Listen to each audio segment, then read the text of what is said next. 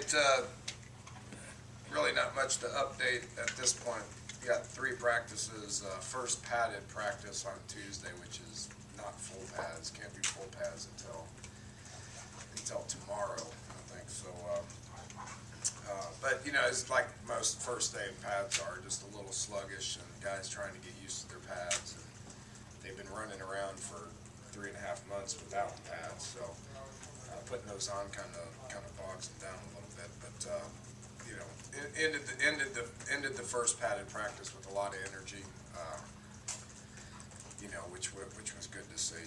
And then yesterday, Sundays in camp, we always give them off and try to use it as a recovery day. We had a lot of meetings yesterday and a lot of meetings this morning, which are very essential with our progress right now.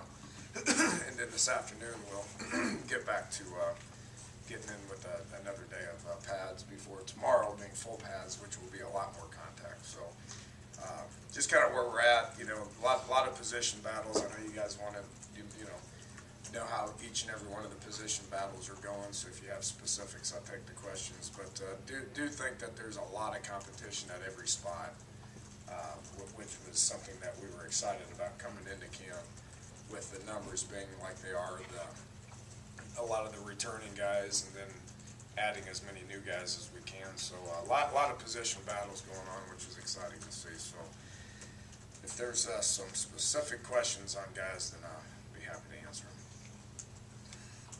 Coach, those position battles in the offensive line, give us your thoughts on what those are going to shape up to be through camp.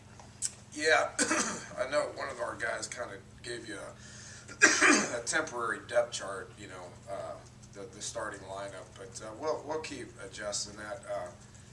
You know, for instance, Pat Egger and Nick Kindler, you know, both are not, you know, and again, there's no starters right now, but those two guys are acting and playing like they're starters, which is going to develop depth, which is fantastic.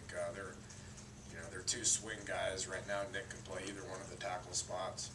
You know, we talked about Spain and Fight the other day, the last time I was in here, and they both have got their bodies in phenomenal shape and they look good. But Kindler's not just going to concede the battle to him, so he's playing well. And then Edgar the same way. Mark Lewinsky and Quentin Spain finished the spring really well, and have had good, you know, off season and are playing pretty good and getting themselves in position where, you know, 2 talented kids that haven't started it all yet here. But Pat, again, has been he's played a lot of ball and started a lot of games here, so he's not going to concede those battles at guard either. But Pat's playing well, a lot of energy. You know, we got three centers that are all same situations, haven't played a whole lot of ball here. You know, Stone just keeps learning. He's got a long ways to go. Matteo is snapping the ball well. He's a freshman. Orlowski is a freshman. So we got 3 bodies there that we just need to keep working to see who's going to win that job. Then on a new team every year, you have to develop leadership, or do you develop leadership? Does it develop itself? Number 1. Number 2, does it have to be the quarterback? And number 3, can there be like a quiet leader rather than the guy that you always see jumping around? Yeah, and we've talked a lot about that with our group, and started our meeting last Wednesday with that same very subject, Bob, as far as, you know, what defines a leader, what's the definition of a leader. You know, you can't find it. I mean, it's not in any book, it's not in the dictionary, it's not the same every year. So what I've told our guys is, yeah, we got to develop leadership, that's for certain. It was a big issue on last year's team, and I mean issue in a bad way. We need to develop it, and we need to find out who's going to be the guys that we can count on. Everybody in the whole room, everybody on the team, everybody that's practicing right now, coaches and players, have the capabilities to be a leader. It starts with being able to lead yourself and do everything right on and off the field.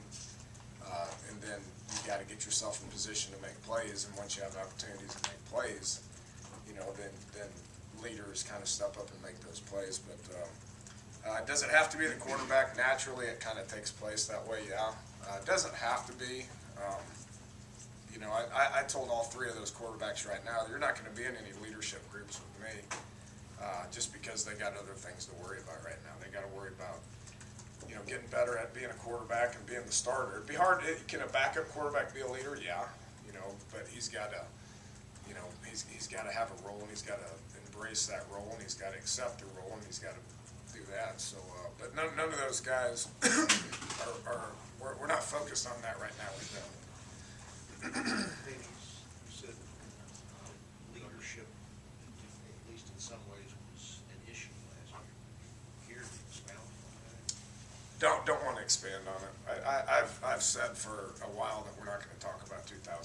I mean, we have lessons that we could take from 2012 that we've, you know, we've talked with that with our team. I'm not going to go into detail on that, but there are some examples that happened throughout the course of the year on a variety of people that we could take those lessons, and we don't want to see that happen this year. 3 days in, you've been able to install your offense. I mean, at least the first pass through. How did it look so far? And the things you guys are working out, I guess. Yeah, that did look good. We got through it. You know, I'm happy with the communication on the 3 days. You know, and talking with Keith, same thing on defense. You know, we're happy with the communication. We're happy with the attentiveness.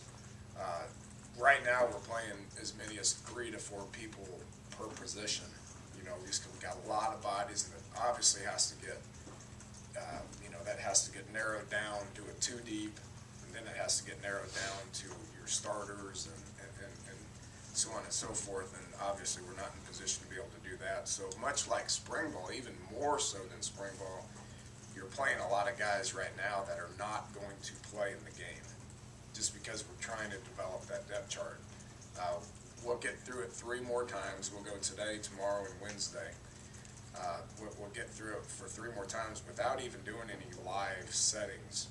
And I explained this about the quarterbacks the other day, that, you know, we're just evaluating them running plays. You know, do they know how to communicate? Do they know what to do? And not just the quarterbacks, but all the other position battles as well. You know, getting them in positions to be able to just know what to do. And then when you put them in live settings, that's when you make decisions. So we'll get through it 3 more times before we feel like we can call plays and move the ball, you know, situationally, both offensively and defensively. Does competition build depth, or does it separate the guys on the 2 deep from everybody else? Both, for sure. You know, we're fortunate to have a bunch of bodies right now, and we like where we're at right there. Then you develop a 2 deep and let them fight it out, and that does raise their game. For sure it does. I think down in Dallas, you had mentioned that the first Saturday you were going to bring in Big 12 officials, talk to the guys. Were you able to do that this week? And Yeah, he today. it's today. Today. Some Big 12 guys are coming in today. Due to scheduling, we would have been more than happy to entertain them on Saturday, but due to scheduling, they had to come in today. So they'll be rolling in here after lunch, you know, get a presentation together, which same as it's happened a couple other places, a couple other years and all that. So obviously the big topic of discussion will be targeting, you know, our players, our coaches. You know, we don't know what to expect. You guys don't know what to expect. You know, with him coming in, our afternoon meetings, we've had all our morning meetings getting us ready for practice. We're prepared for practice right now. The afternoon meetings, you know, we'll have a couple of those guys just stand right here where I am right now and talk to the team about trying to get them to understand it a little bit better. So they have examples, we have examples. We'll discuss it, we'll talk about it, and see if we can get on the same page. No. Did you get a cut-up of Carl? That was one of the things you were talking about. Well, we have our own cut-ups of that, yeah. Yeah. And did you send it out and No. get those reviewed? No, that's what today. That's what today is for. Yeah, they have their own presentation, and I don't know if y'all sat in that presentation that was at the Big 12. They're going to do something similar for our team, which is open discussion, which is some guys are going to agree with it, some guys are going to disagree with it, but, you know, they'll do their best to explain it. We'll ask questions, and then, you know, we're gonna line up and play ball, and there's probably gonna be some times where it gets called where we agree with it. It's probably gonna be but which is no different than holding. And sometimes we get called for holding and we don't agree with it, but then we'll see how it works from there. Just obviously understand the rule and what's gonna happen if they call it. Dan, do you think this whole targeting deal, do you think one could make the case this is gonna be absolutely the massive story of the entire season because guys are gonna be ejected week in and week out and the list is just gonna be there every week? Or do you think that it kinda happens in the beginning, people kinda see how they're calling and that doesn't become that big of a story? Where do you think, what side do you think that goes? I don't think it'll be as big a deal as what people are making it out to be right now. I mean, much like the celebration was last year, or 2 years ago, much like the helmet rule last year, is it gonna happen? Yeah, it's gonna happen, but in the grand scheme of things, it's probably gonna happen minimal. If it happens to a guy that is not a high-profile guy like Carl Joseph, then probably won't make that big of a deal about it. But if it happens in game one in the second half against William & Mary and they call it and they eject him and he's not playing against Oklahoma in the first half, then people can make a pretty big deal about it. So the chances of that happening, I think, are probably minimal if we do our job and we can get them to understand the rule and teach them the proper technique and what the consequences are going to be and all that stuff, So we're going to do our best to educate them and then see what happens. I don't think it's going to be something that we talk about much throughout the year. Do you think it's a good addition to college football? I'm tired of talking about it. I know that. I mean, it was a huge topic in the Big 12 days. It's been a topic here. I mean, we're going to talk about it again this afternoon with them, but I'm tired of talking about it because if you talk about it so much and we focus on it so much and we curve their aggression, then I'm not going to be very happy. I mean, it's football, right? It's supposed to be aggression. It's supposed to be big hits and stuff like. I mean, that's kind of one thing that's great about the game. I think everybody would agree about that. But for safety reasons, I understand why the rule's out there, and we need to try to make sure we get guys that are not leaving their feet and trying to spear people in the head. One thing Shannon had talked about when he was out the other day was making the rooms uncomfortable for guys. How important is that, especially at this stage, to make sure that no one feels that they've really cut their feet under them? Yeah, which is why there's no depth chart, which is why we brought in a whole bunch of guys and we're trying to get competitive rooms. You take that running back room, I mean, we got 4 guys in there that have started college football games. So I mean that's just the way we want it. The more guys that can step up and become competitive and get better because of it is, we're going to be better off as a whole if that happens. Dean, how much better are you depth-wise at safety this year than last year? We're not very deep at safety. It's real similar to what it was last year. Carl's playing well, Cook's playing well. Other than that, who did we have last year? We had KJ Dillon, we had Cecil Lovell, I think. I mean, it was kind of the 4 guys that we had there. Looking at it this year, we got Cook and Dillon and Carl Joseph, and then you got young guys. You got young guys that are not ready to play yet, Jared Harper, Malik Greaves, and Jeremy Tyler. These guys aren't ready to play yet. They're young. They got to keep improving. So for us to be better depth-wise, those guys got to get better. And after one padded practice, I'm not prepared to say that they're ready. Danny, you had 3 guys who weren't your scholarship guys first day. Status of Henry, Howard, and McDonald. Same. Nothing Change. Another thing Shannon talked about was maybe doing more team at the end, getting because of the depth, because all the different guys you're working out. Is that something you're finding that you are kind of doing more reps there to get those guys in because you have so many of them? Yeah. The closer you get to games, you want to narrow down practice to save their legs and get them fresh. I mean, you obviously don't want to take so much reps that we're dead-legged come game week. That's obviously a mistake. But we're able to take more team reps than any year I've ever been a part of it, just because we're playing 3 deep guys. I mean, not just that quarterback playing 3 people, but we're playing, we have a third offensive line, which is pretty unheard of right now, and a third defensive line. So, as long as we're 3 deep, we can take a lot of team reps, and the closer we get to the game week before the game week, then we'll start narrowing that down. But for the next 2 solid weeks, Monday through Saturday, for the next 2 weeks, we'll play a lot of football. Okay, thanks, Coach. Okay, thanks, guys, appreciate it.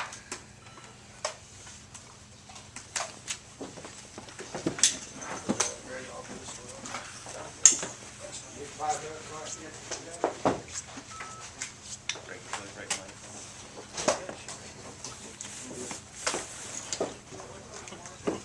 Check my shoes when you're done.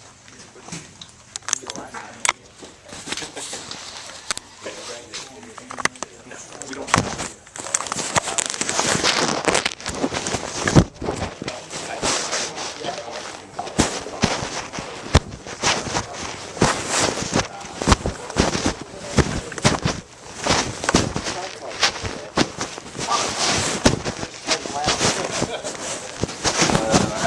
I was in a conference. Someone ran off my shirt, so I had to get the shirt.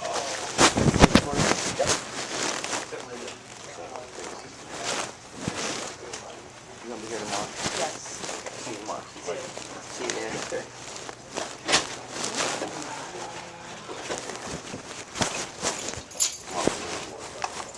Change the world.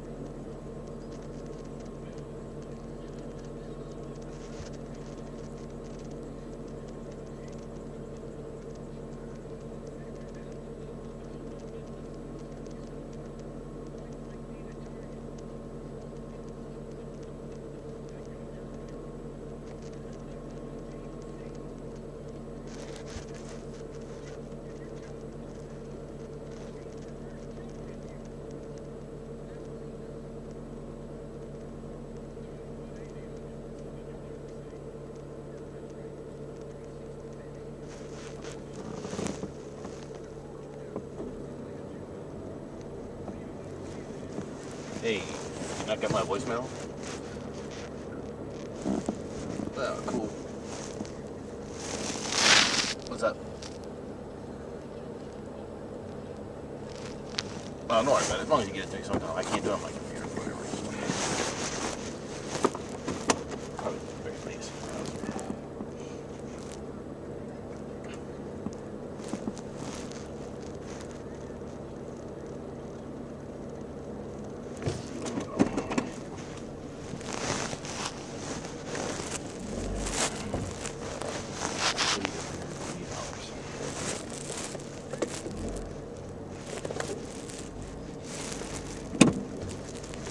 Where you been?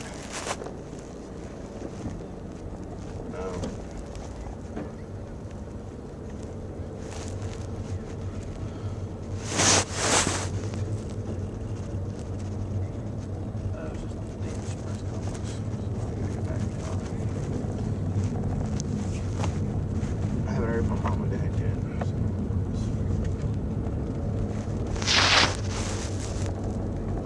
Gotta let me know when they're gonna be here. It's 3 hours or whatever they think, so it's something like that.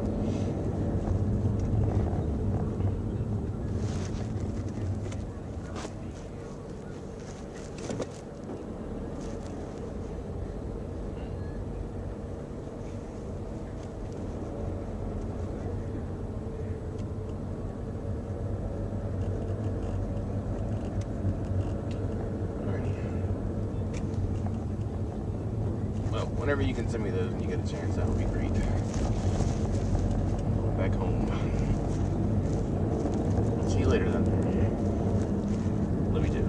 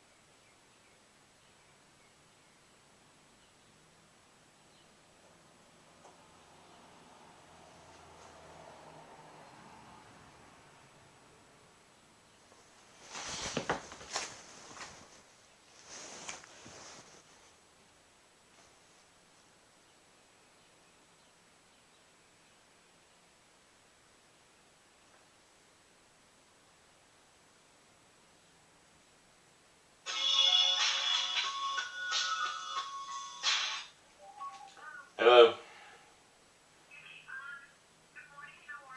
Good, how are you? No, I just got back from football. I'm sitting here looking at my stuff left and right.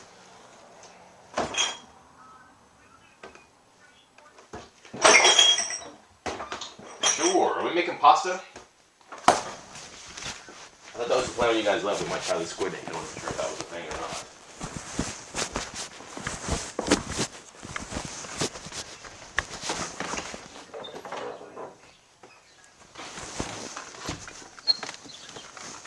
Corn's fine. What time do you think you guys will be here?